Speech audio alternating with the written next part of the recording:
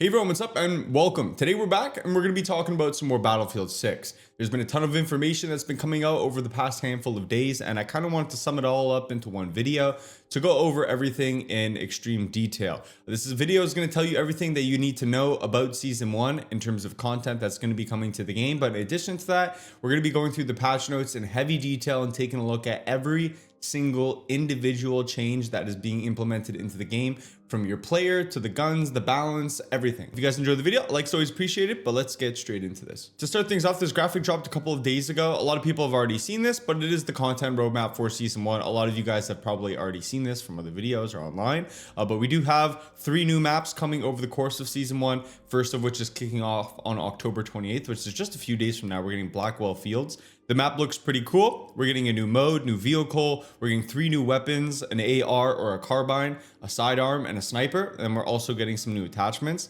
And then the rest will proceed throughout the season. We get Eastwood later, another new mode, 3 new weapons again, more new attachments. And then to finish off Season 1, we're going to be getting a new limited time event map, new limited time event, and then also a new melee weapon. So tons of content coming, but the real meat and potatoes of what we're excited about is the patch notes. The patch notes 1.1.1.0 go over everything in detail, from every little minute change that we're going to see that they've learned from Season 0, kind of the foundation of Battlefield 6 and what we've been playing so far. Now, one thing I did really want to quickly note is at the bottom of this post that they had made, they did go over some of the learnings they've made from Battle Royale in their Battlefield labs, and they've definitely been doing a lot of work. A lot of people are anticipating, and a lot of insider leaks are saying that the Battle Royale mode is going to be dropping on the 28th. Let me know if you guys are excited for that. I know Battlefield, they don't want to see what happened to Call of Duty happen to their game. A lot of people are kind of like on the fence about it. I know some people who are really excited for it, others who are kind of indifferent and are just enjoying the multiplayer. I'm kind of somewhere in the middle. I'm really enjoying the multiplayer. I'd be cool if there was only multiplayer, but I definitely think the Battle Royale is something I'll sink some time into for sure. I've based this channel on Battle Royale. That's how it initially blew up off of Apex Legends, and so any new BR kind of always excites me to some extent. But yeah, let's get into the actual patch notes. This is what you guys are really going to want to listen to. Grab a drink, grab a snack. They're honestly quite long, and a lot of them are pretty meticulous, so yeah, play me in the background if you need to. But to start things off, we're going to go over what they have highlighted as the major key updates for this build of the game that's going to be dropping on the 28th. They said that they've improved the core movement and animations of the game. This is interesting. We got movement changes already. It said it includes smoother landings, faster stance transitions, better vaulting behavior, and reduced bouncing issues on landing or spawning. The first thing I'm really excited to hear are the bouncing issues that I'm very optimistic for, and then also the faster transitions and better vaulting. Overall, I don't think that Battlefield has very spammy movement. So I think a little bit of a quickening in some of those animations or transitions will just make the game overall feel a lot snappier and more responsive. And so I enjoy these. None of these sound like, people are going to be hitting new movement tech and crazy stuff on you that I know a lot of the Battlefield 6 players aren't all that optimistic about. But yeah, I think overall this will just be a decent improvement for the game. They said they've also reworked weapon dispersion to better align accuracy and handling with each weapon's intended design and performance over range. These changes address cases where accuracy behaved inconsistently, such as a dispersion not properly settling after sprinting, and bringing overall firing behavior closer to the intended balance between precision, control, and weapon power.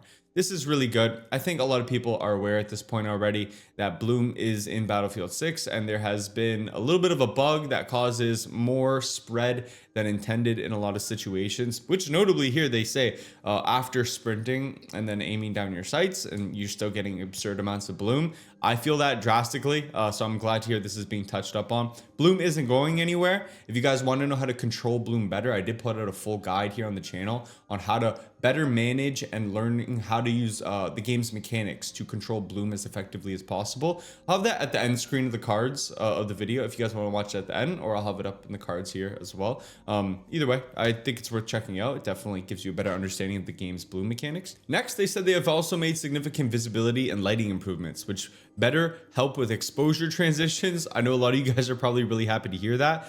Interior lighting and reduce fog and smoke persistence. On Siege of Cairo, this is probably one of the most annoying things to deal with. When I'm in some of those side buildings and the faces get blown off and I'm trying to look out from the stairwells, oh my goodness, man. Like, the exposure is cranked into oblivion. I cannot see out of those openings, and so I play a lot of recon. The only way I'm actually able to get around that right now is by using the spotter drone, and then I look for the red Doritos. But other than that, I'm pretty much screwed. So definitely glad to hear they're fixing this. Next up, they've done an audio overhaul. They said they've added new projectile flybys. This is really cool. I know when I'm under suppression, there's a little bit of a sound effect or whatever, but to hear a new projectile velocity flyby sound effect is gonna be added.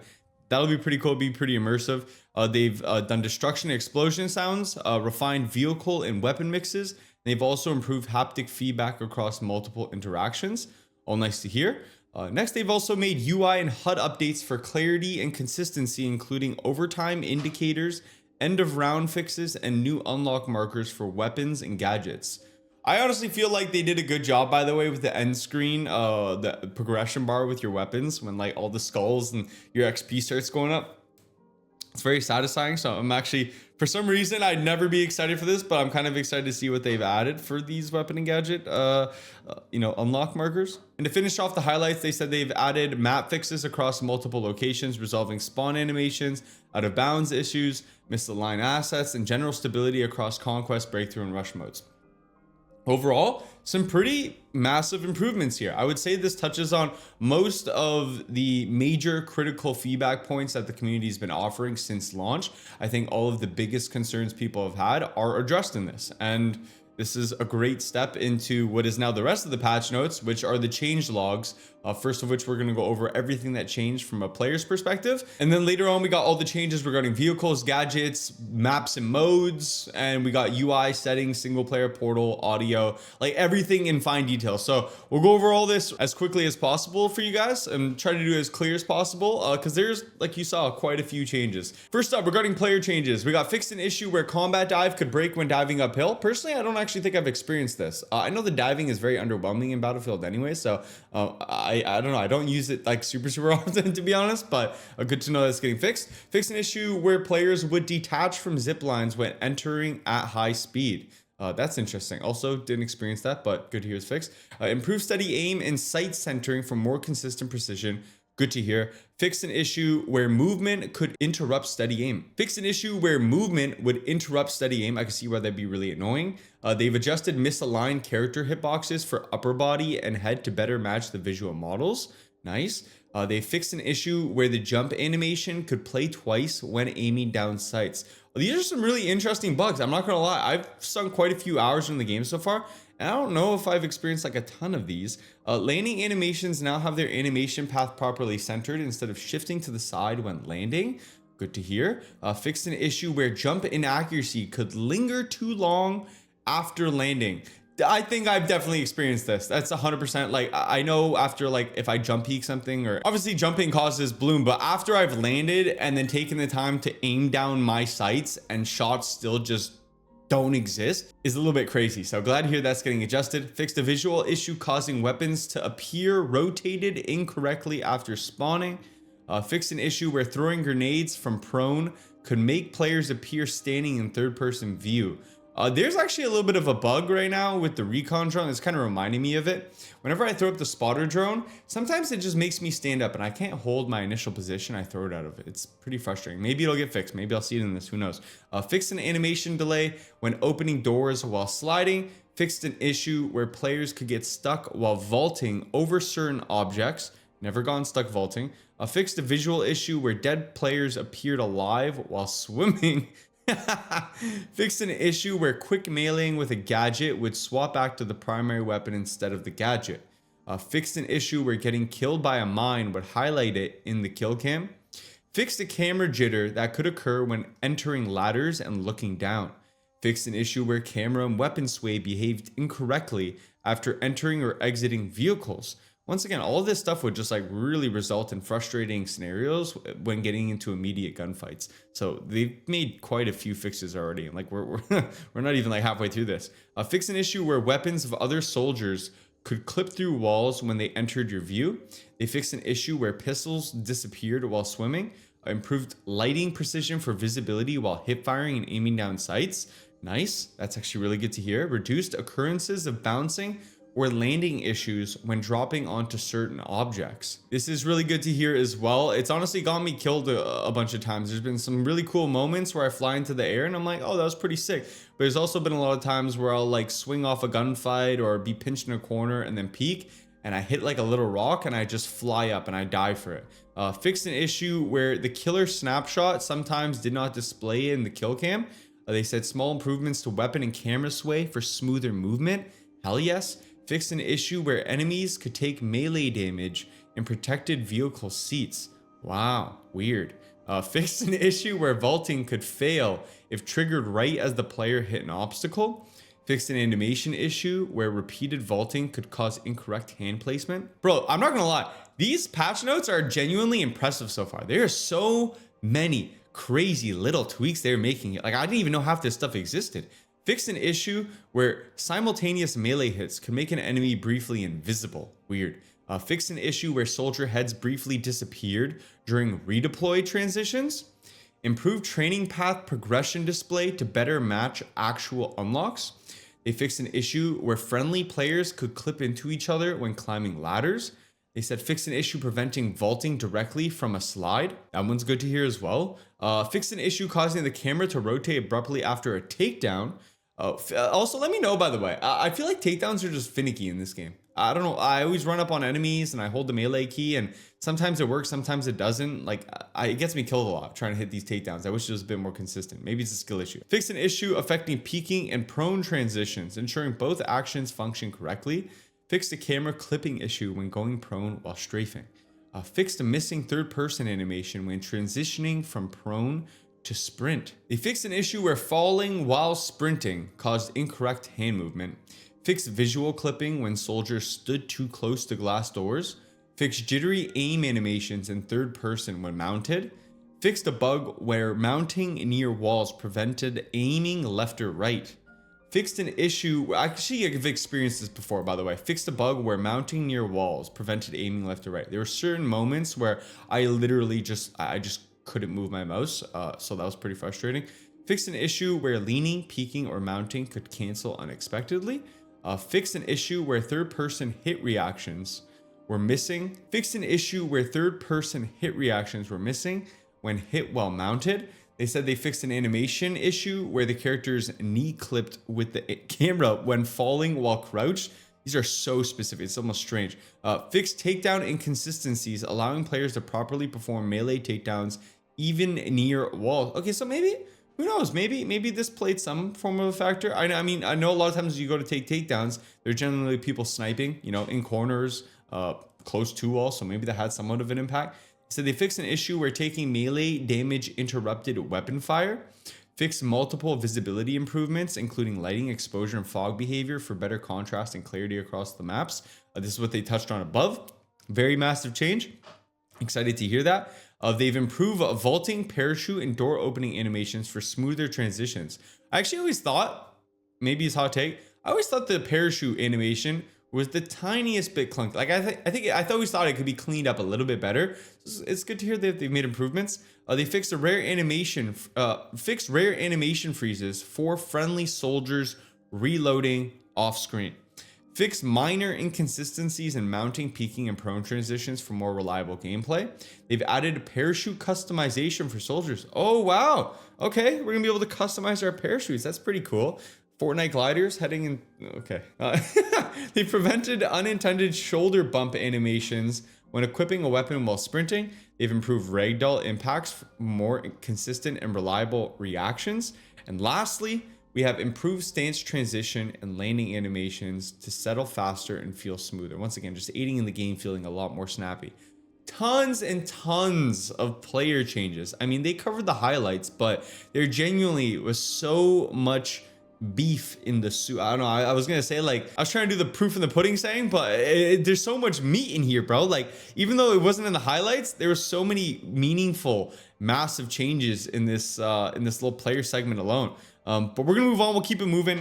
Vehicles. They said they fixed missing haptic feedback when switching between tank weapons, and they've also fixed the visual issue where the player's hand clipped with the M1A2 SEPv3 handle when sitting in external seats. Very minimal vehicle changes. Honestly, sometimes the less changes you hear, the better. Obviously, the game just came out, so we're kind of in the middle right now. Glad to see lots of player changes. Honestly, not too upset to see little vehicle changes. It means they're functioning decent, I guess. I've heard a lot of people say, though, that they aren't really happy with the balance of vehicles, so maybe people who are vehicle enjoyers are going to wish they saw a little bit more tweaking in this segment. Let me know. They fixed a rare issue where the MAS 148 glaive could block the first-person view during a combat dive.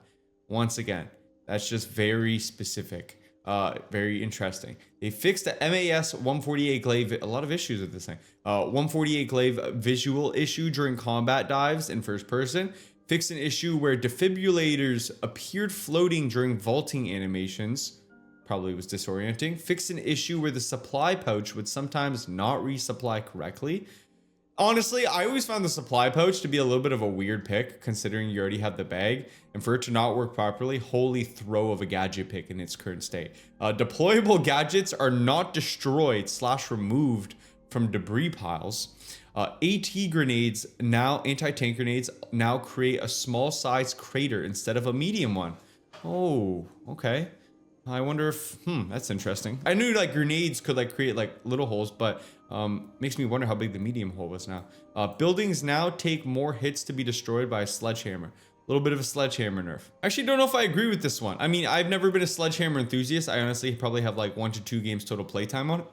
But I do know it is a lot slower than the knife, and it's a bit of a massive trade-off when using the sledgehammer. I mean, you expect some big destruction out of the sledgehammer because of how much slower you're gonna be able to move around the map. I don't know. Hopefully it's still decent though. Moving on, we're going to be taking a look at some weapon changes. Weapon dispersion has been rebalanced to better match each weapon's damage profile across all ranges. Lower damage weapons will now see a slightly higher increase in dispersion when firing, while higher damage weapons will experience slightly less. Nice. Using sniper rifles with any class other than recon will no longer increase weapon spread. This is a massive bingo. Let's go. It was very frustrating. I mean, I play a lot of recon, so I didn't really care. But like, I mean, damn, if you played any other class, that really sucked. It was really, really bad. They said instead, weapon sway will now begin during the zoom in transition, maintaining balance and distinguishing recon's precision advantage. So honestly, that's something you get over. You can still hold your breath. Sway right out of the gates. It's a fair trade-off, I guess. I mean, we'll see how it plays, but it's definitely better than more spread. They said they fixed a misalignment issue with top mounting red dot sights. Okay. Fixed an issue where mounting a bipod while zoomed only changed the FOV instead of using the correct optic. That's tragic. Fixed an issue where the long suppressor used the wrong attachment point cost for some weapons. For you guys who maybe experienced this, was it more or less? That's interesting to hear. Improved reticle settling for automatic weapons to make burst firing more effective. We love to hear that. Fixed an issue where using a bipod too close to complex geometry could throw the player off position while prone. Balanced sledgehammer damage against rolled objects. They already touched on this above, and they said they fixed an issue preventing players from leaving the firing range. Never experienced that. Cool. Lots of weapon changes. Honestly, good stuff to hear. Moving on to maps and modes, they've improved fog and smoke effects after destruction to prevent them from lingering too long and impacting visibility. This will be good. This will be good for the overall clarity and visibility in the game. Sometimes I do think when like buildings are coming down and whatnot, like, I don't know, there's just a little too much like bullshit, like on the screen. A little too much dust, a little too much fog, a little too much I can't see. So glad to hear that's being tweaked. They've made improvements to exposure transitions between indoor and outdoor areas for better visibility. The biggest W, I don't care, this is probably the biggest W in the patch notes other than the spread. Fixed an issue where the zipline carabiner, I don't know English, could appear offset and fly next to the wire instead of along it. Oh, okay. So the zipline carabiner, it's the thing that like attaches off your body onto zip lines when you like latch it on. So I guess it was just like a bit of a visual. It said squad names are now randomized at the start of squad deathmatch matches. Interesting. Added visible bomb meshes to armed MCOMs in Rush. Updated overtime UI visualization across all modes. They said they fixed an animation and positioning issue during insurgent sequences on all maps. They fixed an issue where the game mode UI could display incorrect scores or fail to update during a round. That would be really frustrating. Fixed an end of round progression issue in King of the Hill mode. And lastly, they fixed an issue where players could encounter a bouncing animation when spawning at HQs after capturing new territories and escalation across multiple maps. Once again, another pretty niche issue. And then below they also have each of the maps listed, and then each of these issues that were listed on their maps and modes for each specific map. So I'm not going to go through all of those in severe detail. Moving on to UI and HUD though, they said they added new markers for newly unlocked weapons, weapon packages, attachments, gadgets, and throwables. Like I said, I really hope they did a good job with these. I'm actually excited to see what they come out with. They've updated the 3D previews for certain gadgets to show their deployed state. That's nice to hear. Added preview videos demonstrating how gadgets work. I love this. Yes, the finals actually has this, I'm pretty sure. And sometimes, you know, like the mortar, a lot of you guys haven't unlocked it yet. And some of you guys are really just curious what the heck it looks like when you're using it in a game. So this is actually a massive change. It would be really nice in the menus. Added new cosmetic options for selected gadgets. Oh, wow. They mentioned parachutes above. I wonder if this is what that's referring to, but if we can put skins on specific gadgets, that'd be pretty neat, like different colored grenades or whatnot. Change saving close to close in the deploy menu for clarity. They fixed various UI issues in loadouts. Fixed an issue where Battlefield 6 ownership XP boost did not display properly at the end of the round. This is obviously going to be applying to Battle Royale. I'm thinking the Battle Royale is going to be free, or at least a free segment of this game like Call of Duty's is. And you're going to get Battlefield 6 ownership XP boosts for hence owning Battlefield 6. They fixed multiple text inconsistencies and dog tags and challenges. And then lastly, they fixed an issue where the HUD would not appear when using 16:10 aspect ratio with certain resolutions. Interesting. We got some settings changes here. They added flick look bindings to helicopter, jet, and transport control schemes. I actually read this through earlier. I thought that was pretty cool. Flick look in those vehicles. Flick look in general, I think it's just a cool concept. Personally, on mouse and keyboard, I don't use it, but I do think it is an incredible feature for controller players to allow them to do some really flashy stuff. Fix visual issues where some aspect ratio settings cause transparent borders or inconsistent display behaviors in the settings. Moving on to single player, which I actually have not played. Let me know if you guys would like to see me cover some of the campaign on the channel. I've just been so sucked into the multiplayer and wanted to jump into multiplayer day one. I have not played through it, but I would be more than open to doing a playthrough on the channel here if you guys were actually open to it and wanted to see that. I don't want to put it out if no one's gonna be interested, but if you guys want to see it, damn, I'll put up my playthrough. But in the campaign, they said they fixed an issue with mission 1. Wow. It started early, where players were unable to lean out during the last stand sequence if the cinematic began while the knife was equipped. And they said they've also fixed a black screen issue in the night raid mission. Moving on to Portal. Holy changes. We got changes on changes today. Fixed an issue where the host experience screen did not display the Portal experience image. They fixed a crash that could occur if a party leader started a Portal server while content packs 1 and 4 were disabled. I'm not going to act like I know what that one means, going to be honest. Improve loading times for the server browser experience info tab to ensure joining functions properly. Nice. I actually do find sometimes joining is a little clunky. And corrected a spelling error in the message shown when attempting to join an unavailable server. Moving on to audio. Underrated, slept on, but a very key component of the game. A lot of people find audio important. Fixed an issue where footstep sounds were missing when moving with the knife equipped. Ooh, that would be frustrating.